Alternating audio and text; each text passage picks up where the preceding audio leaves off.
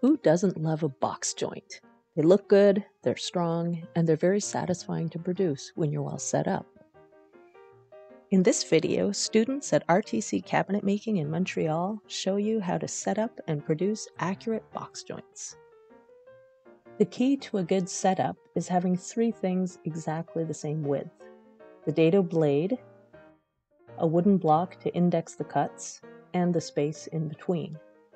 To make the jig, you'll need some flat plywood or MDF for the backer and some hardwood for the index block. You'll only need a small bit of it, but it's useful to have a few lengths on hand, as we'll see later. Set your blade to the desired width and the height to the thickness of the stock or slightly over. Check that your miter fence is square to the blade and to the table, and place your MDF or plywood on it temporarily using spring clamps. And pass this over the dado set. You'll want to fit a small hardwood block into the notch you've just created, and since your table saw is tied up, just send some sticks through the planer until you get one with a perfect fit. Glue a short piece into the notch, and there's your jig. To use the jig, we'll install it on the miter fence so that the wooden block is offset from the blade by exactly the width of the blade. An offcut from the stick we planed makes an excellent spacer for this. Attach the jig securely to the miter fence using C-clamps. Now we're ready to make some test cuts. And to help keep track of things, I find it useful to mark the front edge of all the pieces.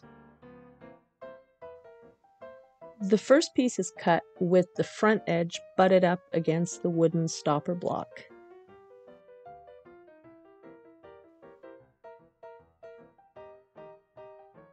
The second piece should begin with a notch instead of a tongue.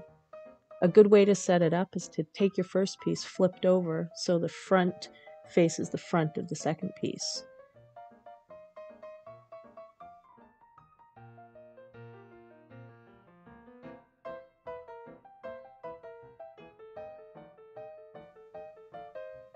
Hook that notch over the wooden index block and continue cutting.